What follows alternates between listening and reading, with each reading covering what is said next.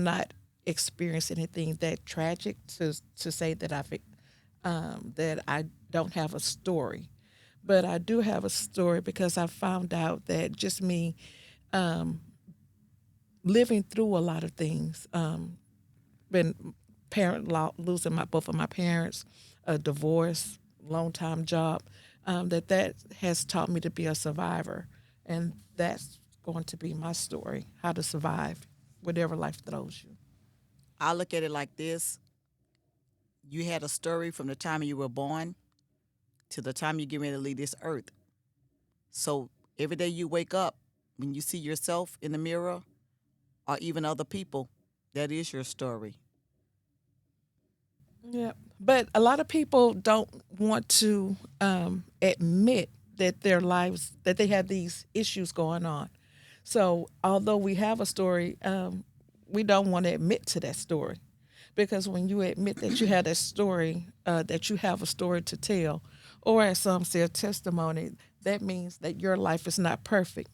So you can't carry that image that you're putting on out in front of everybody. You can't continue to fake the fraud. Well, how can you learn what healing is and how can you counsel someone else?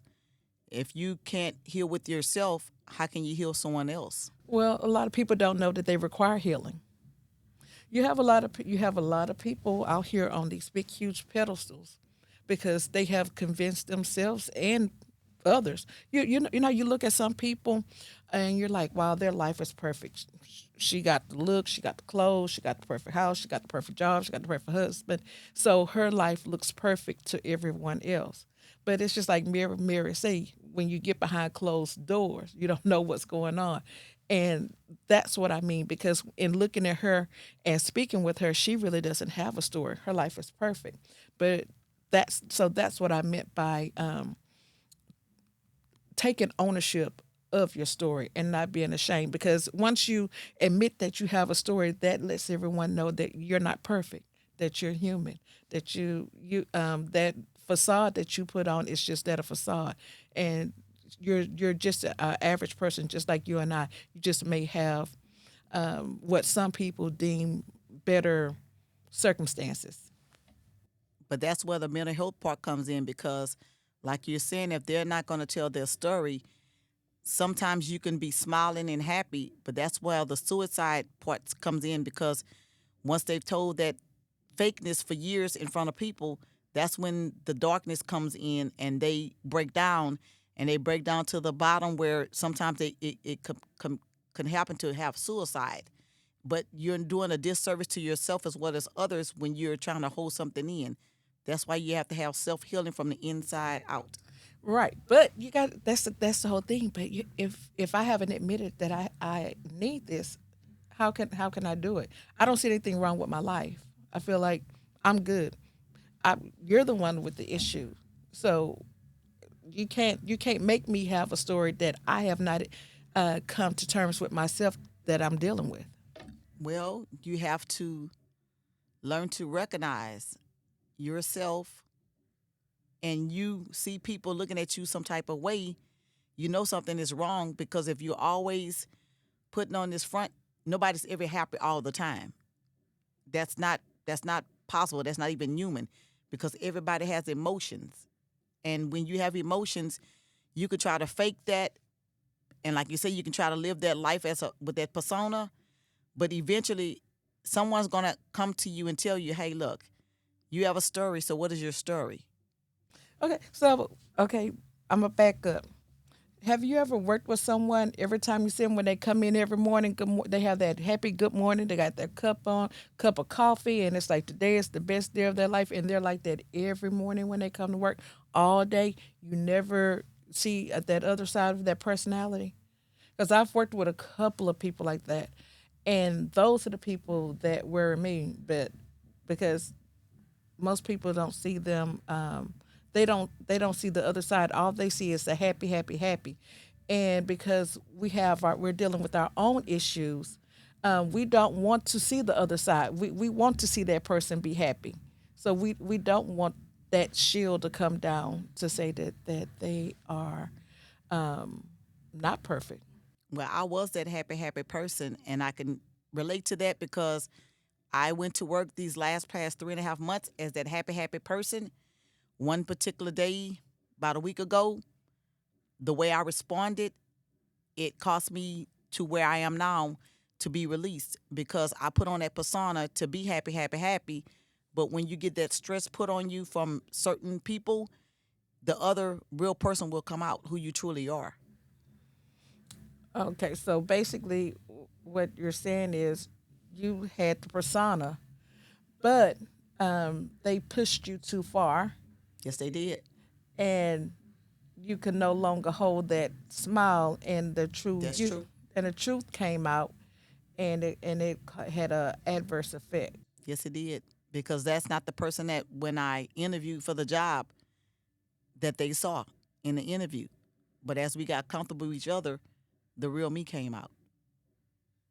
Well, let me just be honest. When you go for these interviews, no one really sees the true person. They see the facade. I don't know anyone who's truly went to an interview and did not put that face on, because there's no way I'm gonna hire you and I know you're disgruntled from the beginning. That's true. So, I guess what pushed you from being that happy person, because apparently you was happy to go there, and I don't think that your whole happy was a facade. I think you were truly you truly liked your job and liked what you were Yes. doing. But what was the factor that took you from your happy place to get to have you where you are now? I realized that they didn't value me like I valued myself because they kept being consistent by giving me their work plus my own work.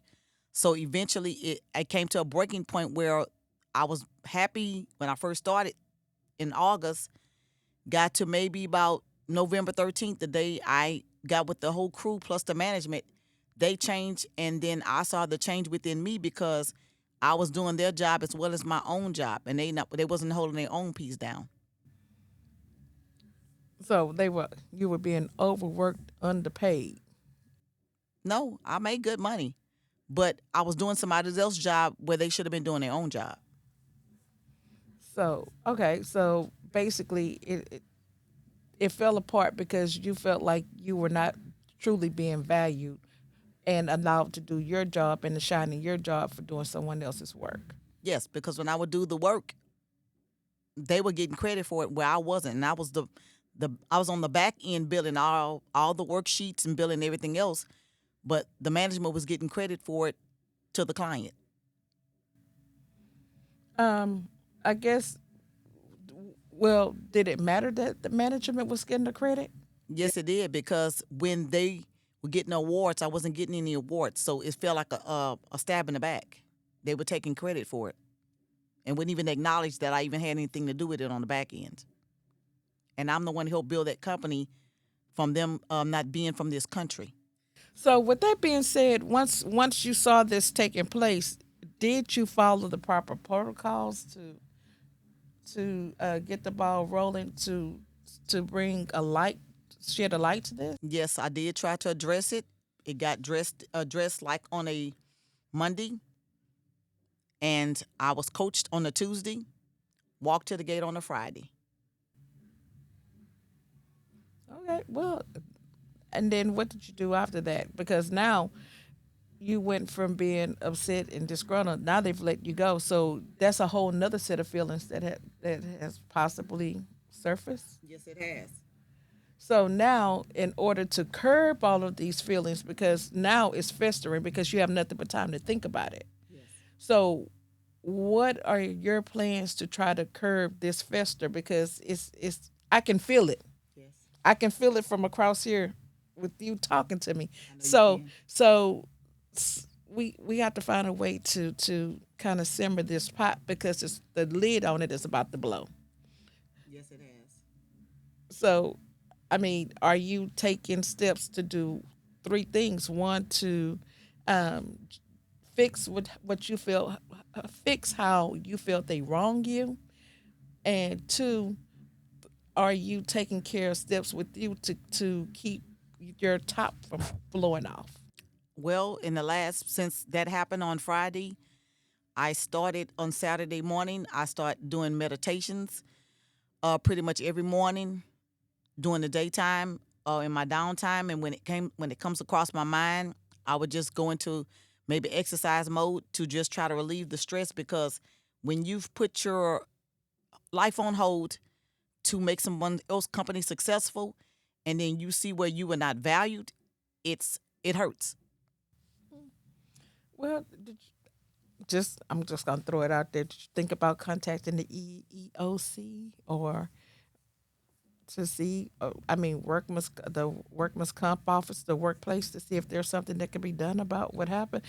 I don't know if you've been on the job long enough to receive any type of benefit, but to at least just bring awareness to the situation. Well, basically, that's what I've been doing. I've been kind of contemplating, because I don't know which way I want to go with this, because I really didn't want to put it out there, but it is out there. Matter of fact, it's been put out on my LinkedIn. You can tell from some of my posts that I'm making awareness to, companies that, you can't say that you're coaching and mentoring people, but at the same time, you're bringing them, dragging them down at the same time. So how can you say you're doing coaching and mentoring, but at the same time, you're telling me that I'm not fit for your company? You can't do that. That's a double-edged sword. And that's not fair to that company, as well as to you and other employees within that company, that you don't reveal to them when they're your superior. They don't even know why you were let go. So I guess I understand. For me, what I'm hearing is I hear the hurt that's Yes. behind it, and with that being said, one of the things you have to keep in mind is that we're individuals, and when it comes to when you agree to go work for someone else, you have no control truly over those settings, and every day that you go and clock in for them, you're agreeing to their terms. And then again, with Texas being a at will state, which technically means we can walk in, any of us can walk in if we work for someone else, and they can say we no longer need your services. They can do that. Um, what with knowing all of this, and and understanding how you did your part, and with the job, besides your meditations, because that's not working, I can feel it. Hmm. What other suggestions do you have, or are you looking for other suggestions to try to breathe this off, to get it off of you? Because holding that in and getting upset every time you talk about it is doing more detriment to you now than Hmm. it was there, because you're gone. Yes. So you got to release that so that you can bring, because I look at it this way, thank God lets things happen for a reason. Yes. And so you have all of these other adventures that you're doing. You're doing your podcast, you're doing your your descriptions of your products, and then all of your couponing, and your nonprofit. Maybe this is God's way of saying that that's what you need to put your focus on instead of that job. Well, I mean, like I said, I'm letting it go, but I'm working through it real slowly, because, like I said, I look at my work every day being put out without me getting acknowledged of it. I see it visually. I see it on all kind of social media from them, and I don't think that's fair, because you're putting your name on something that I developed. I understand. It's We've all done work that we haven't gotten credit for, and sometimes it's I can't tell you that it's okay, Yes. but sometimes it's a lot of things that we just have to hold and know the truth in and move forward, because eventually one thing that is certain, the truth will always come out. It may not come out when you want it Yes. or how you want it, but it will come out. Yeah, because there's a such thing as karma. And like I said, it is a hurting thing, because I dedicated my time to them for the last 3.5 months. But I feel like this, you're doing a disservice to your management when your management does not know when you're moving employees from here to there, but you feel because you're superior over that person, you don't owe them any respect. And that's where I have the problem with, because my immediate supervisor felt some type of way because he didn't know why he had to even remove me, because the man that was over him wouldn't even give him an answer. And like I told him, sometimes you have to be careful and you have to learn, because just because they did it to me, they could do it to you. So you need to be on the lookout and pay attention what's going on in your surroundings. True fact. Well, it's time to get ready to wrap this up. We will have you back um, in a couple of months to see how your meditation is working out for you, and to see what other steps that you have put in place to help push you forward with your feelings on this, because it's it will possibly be a really good resource for someone in the near future. Yes, I just want to be able to open the doors for other people and enlighten them that sometimes when you go into a job, yes, you are there for a time, but God has you there for the season to move on, to do other things, to open light for other people to see what your walk has been through.